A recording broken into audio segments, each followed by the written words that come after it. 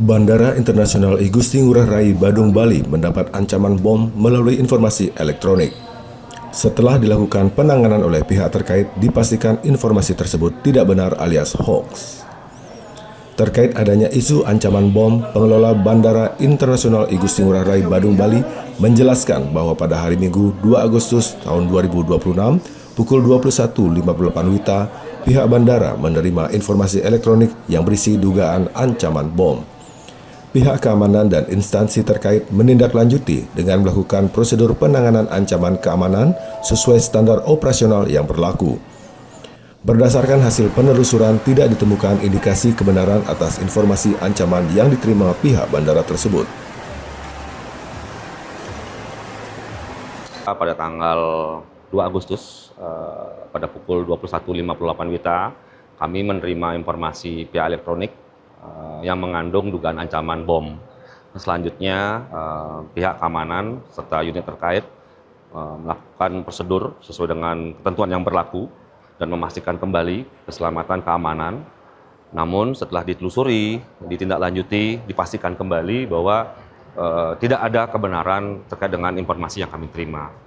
Jadi pada kesempatan ini kami sampaikan bahwa penerbangan dan operasional bandara itu tetap berjalan dengan normal, lancar, dan terkendali. Pada kesempatan ini kami juga menghimbau kepada seluruh pengguna jasa dan masyarakat untuk tidak bercanda menyampaikan informasi palsu, karena ini akan ada sanksi sesuai dengan ketentuan hukum yang berlaku. Nah, pada kesempatan ini juga kami menyampaikan kepada seluruh pengguna jasa dan masyarakat untuk tetap tenang dan memastikan kembali informasi yang diterima dan memastikan bahwa informasi tersebut terverifikasi. Pengelola Bandara Ngurah Rai mengimbau seluruh pengguna jasa bandara tetap tenang dan tidak mudah percaya informasi yang belum terverifikasi. Pihak bandara juga meminta masyarakat agar tidak menyebarluaskan informasi, bercandaan yang sensitif maupun bentuk ancaman keamanan lainnya di bandara. Sebab bandara merupakan objek vital nasional yang pengamanannya dilaksanakan secara ketat sesuai peraturan perundang-undangan. Laporan Tim Liputan Badung Bali, Garuda TV.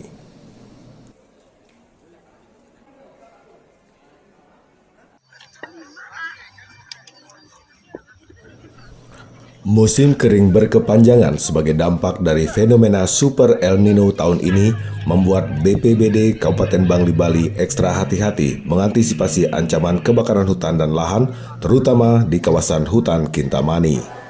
BPBD Kabupaten Bangli juga mempersiapkan sarana dan prasarana mengantisipasi ancaman krisis air bersih. Berdasarkan prediksi Badan Meteorologi, Klimatologi, dan Geofisika atau BMKG, puncak musim kering diperkirakan berlangsung sejak Agustus hingga September 2026, bahkan berpotensi meluas hingga awal Oktober 2026. Di Kabupaten Bangli Bali, kawasan hutan di wilayah Kintamani sangat rentan terhadap kebakaran hutan. Kepala Bidang Logistik dan Kedaruratan BPBD Kabupaten Bangli, I Ketut Agus Sutape, mengatakan pihaknya telah menyiagakan seluruh jajaran personil, armada tangki, hingga jaringan koordinasi lintas instansi guna mengantisipasi berbagai dampak kekeringan yaitu kebakaran hutan dan lahan. Sosialisasi juga dilakukan ke seluruh lapisan masyarakat agar tidak melakukan tindakan sembarangan yang bisa menimbulkan percikan api, terutama di kawasan hutan wilayah Kintamani Bangli. Warga maupun masyarakat luar yang berkunjung ke hutan Kintamani diimbau agar tidak melakukan aktivitas pembakaran lahan atau sampah selama musim kering serta tidak membuang puntung rokok sembarangan. Apalagi di musim kemarau, rumput dan semak sangat kering sehingga percikan api bisa dengan mudah memicu kebakaran. Kendala medan yang curam dan batu lahar yang tajam masih menjadi kendala yang berdampak terhadap kurang maksimalnya penanganan kejadian. Saat ini juga hasil koordinasi kami dengan KPH Bali Timur yang mewilayai hutan di Kintamani, bentangan dari Bantang sampai Pendelokan, Setongkare belum ada laporan signifikan, ada laporan kejadian berupa karhutla. Karena bagaimanapun teman-teman di bawah, teman-teman UPT KPH Bali Timur selalu memberikan edukasi ke masyarakat sebagai penyangga hutan di sana agar pada saat musim kemarau ini tidak melakukan aktivitas pembakaran yang bisa memicu terjadinya kebakaran hutan. Kalau berbicara upaya kesiapsiagaan, tentu kami sebagai leading sektor senantiasa siap dalam artian kapasitas peralatan dan kapasitas SDM. Kalaupun kami kurang, kami mempunyai stakeholder terkait, kami akan selalu koordinasikan. Seluruh lapisan masyarakat diharapkan bisa bekerja sama mentaati himbauan yang diberikan agar musibah kebakaran hutan di wilayah Kintamani bisa dihindari. Laporan Tim Liputan Bangli Bali, Garuda TV.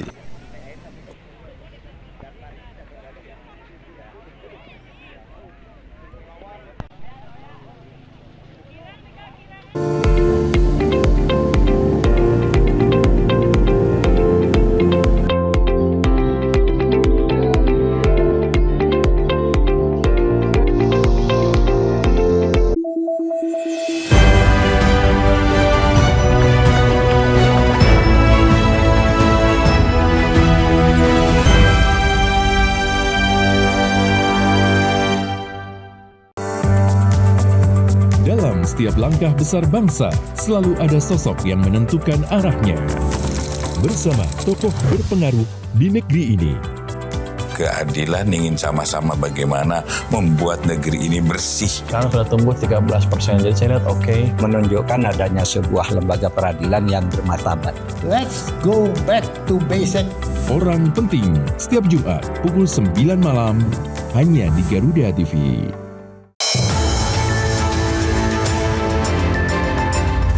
Yang pertama dan paling hangat, informasi yang menemani Anda memulai ragam aktivitas. Yang ada di daerah, karena intensitas hujannya masih bagus, maka petani itu begitu panen, dia pengen segera nanam, mumpul hujannya masih. Jadikan pagi Anda lebih berarti dengan kabar terkini. Laporan 8 pagi setiap hari pukul 6 pagi.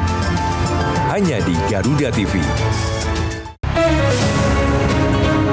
Di tengah perubahan dan dinamika bangsa, ada isu yang memerlukan sebuah solusi.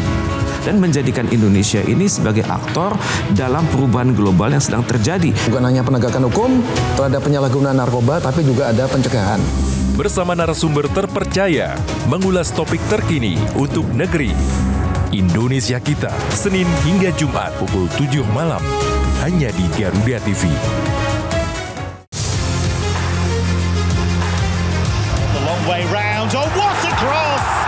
Update terbaru dari dunia olahraga terkini dari nasional dan internasional. Ikuti analisis tajam dan rekap momen epik.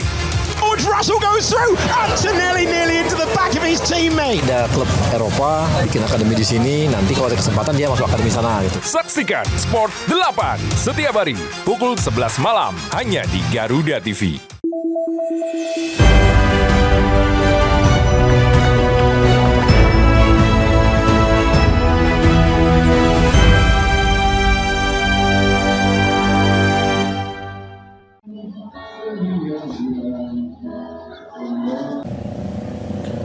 Dinas Komunikasi Informatika dan Persandian Kabupaten Bangli Bali masih melakukan penelusuran terkait video viral seorang WNA yang menawarkan tanah jual beli tanah seluas 54 are di kawasan Kintamani, Bangli. Hal ini sontak membuat gaduh, apalagi sesuai aturan WNA tidak diperkenankan menjadi agen jual beli tanah di Bali lantaran melanggar izin tinggal dan menyalahgunakan visa. Video jual beli tanah oleh warga negara asing atau WNA di Bali pertama kali beredar di media sosial Facebook. Pada video yang beredar terlihat seorang WNA sedang mempromosikan sebidang tanah. Video tersebut menyertakan tulisan 54 area of land for sale in Kintamani, Bali. Lahan seluas 54 area tersebut berlokasi di kawasan tebing strategis Kintamani dengan keunggulan pemandangan alam kaldera Gunung Batur. Terkait hal tersebut, Kepala Dinas Komunikasi Informatika dan Persandian Kabupaten Bangli Bali, Inyoman Murdite, mengatakan pihaknya masih melakukan penelusuran terkait lahan yang berada di video.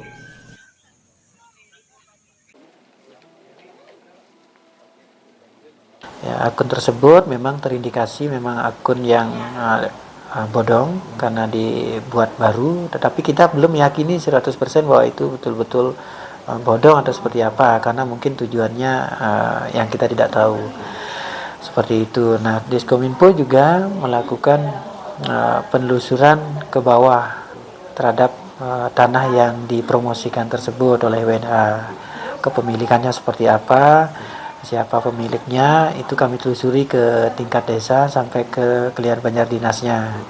Tapi saat ini Pak Kelih di bawah, terutama di Banjar Batur Tengah, Desa Batur Tengah masih melakukan penelusuran status kepemilikannya karena infonya sudah beberapa kali pindah tangan. Kedepannya, Dinas Komunikasi Informatika dan Persandian Kabupaten Bangli akan memperkuat pengawasan lewat pemantauan tim cyber di medsos sehingga bisa mendeteksi secara dini berbagai pelanggaran yang bisa dilakukan, khususnya terkait potensi pelanggaran yang dilakukan oleh WNA.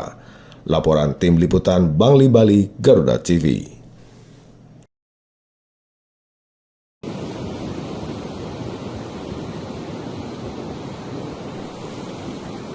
Seorang nelayan asal Desa Medewi, Kecamatan Pekutatan, Jembrana, Bali, dilaporkan hilang diduga tenggelam saat melaut.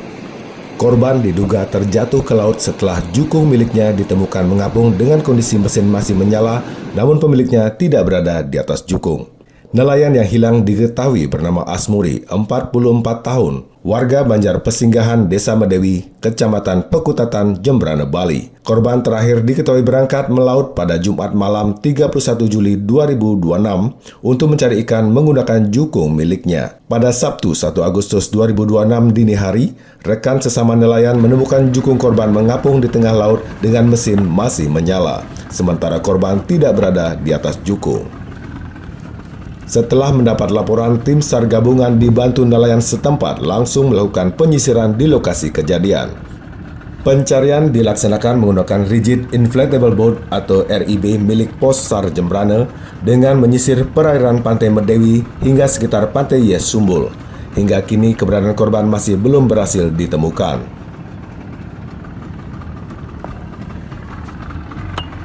Berkaitan dengan satu orang nelayan yang dicurigai terjatuh saat melaut, itu dari hari pertama, kemudian dan hari kedua sampai dengan hari ini pelaksanaan pencarian nelayan tersebut belum bisa kami temukan. Nah, di sini juga bersama tim SAR gabungan yang pelaksanaan dari pagi sudah melaksanakan yaitu pencarian menggunakan rubber boat kurang lebih diperkirakan 6 km kalau perhitungan kita di darat. Kalau di laut perkiraan 4-5 nautical mile.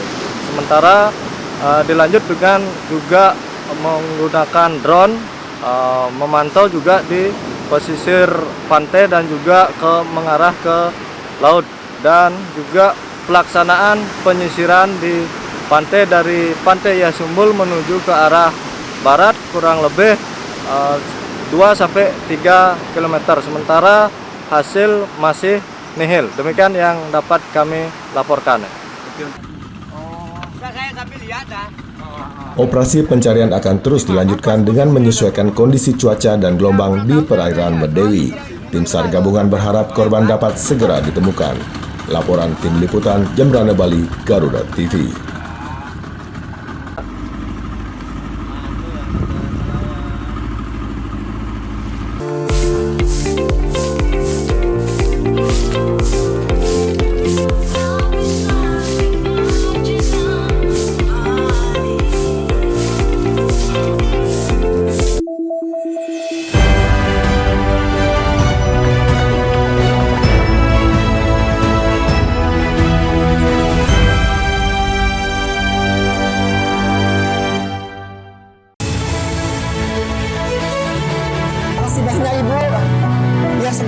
balik dunia yang bergejolak, Alhamdulillah, makan nasi goreng ya.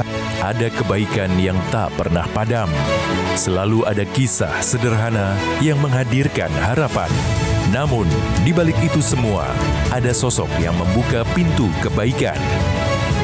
Saksikan Orang Baik, Senin sampai Jumat pukul 8:30 pagi, hanya di Garuda TV. Ekonomi Indonesia bergerak dinamis dari masa ke masa. Jadi rupiah 17.300. Tapi yang jadi pertanyaan kan kenapa orang still keep buying dolar?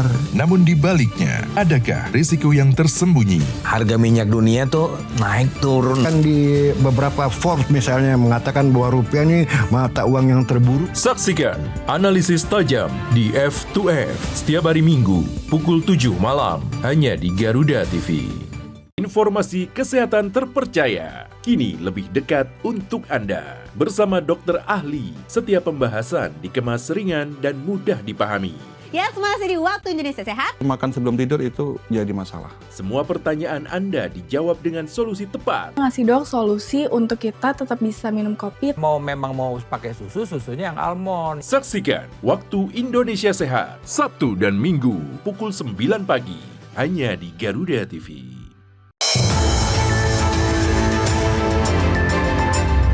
Update kasus jam isu terhangat langsung dari lapangan.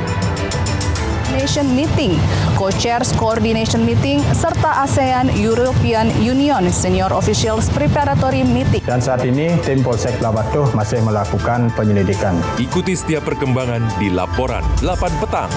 Setiap hari pukul 6 sore, hanya di Garuda TV.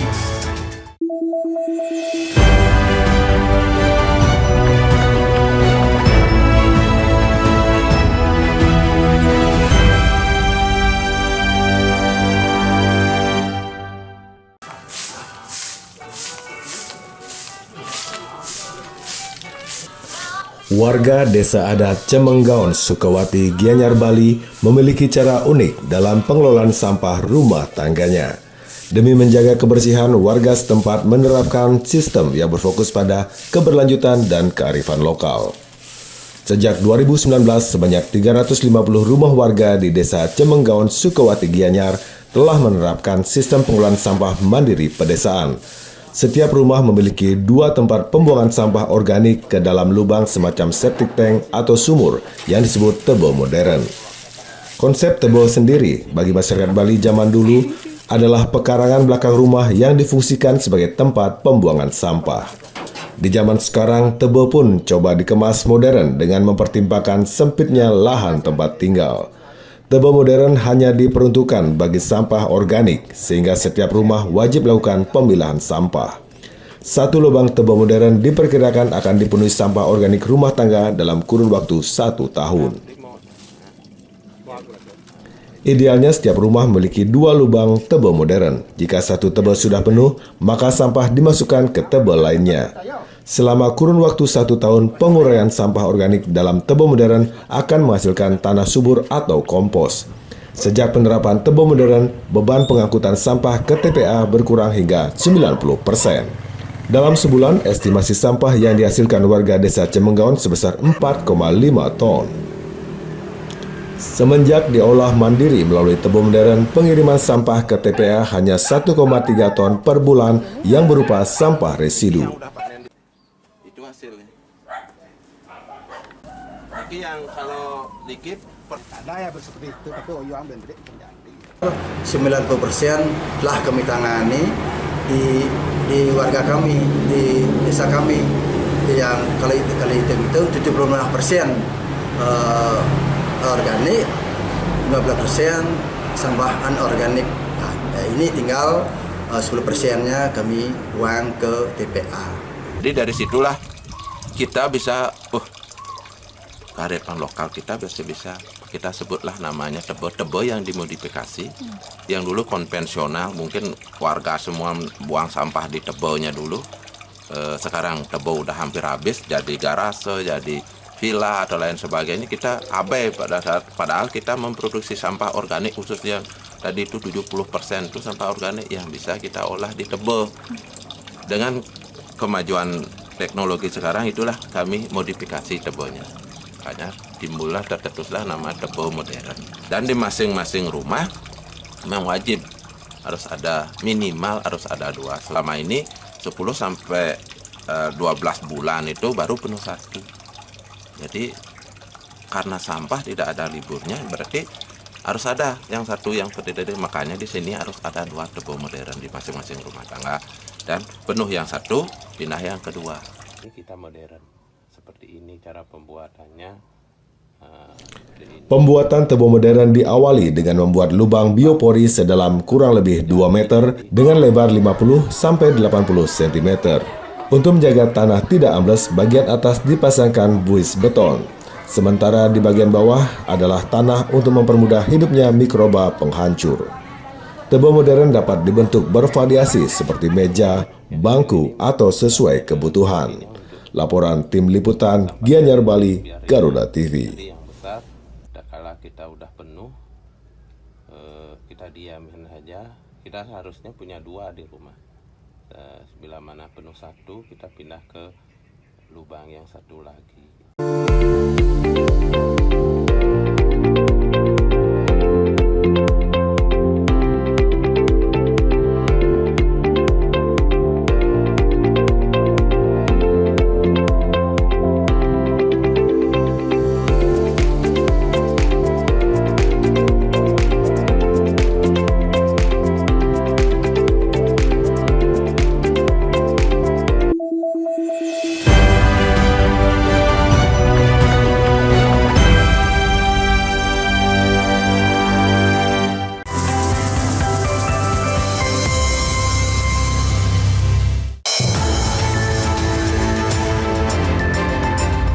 Yang pertama dan paling hangat, informasi yang menemani Anda memulai ragam aktivitas. Yang ada di daerah, karena intensitas hujannya masih bagus, maka petani itu begitu panen, dia pengen segera nanam, ngumpul hujannya masih. Jadikan pagi Anda lebih berarti dengan kabar terkini. Laporan 8 pagi setiap hari pukul 6 pagi. Hanya di Garuda TV.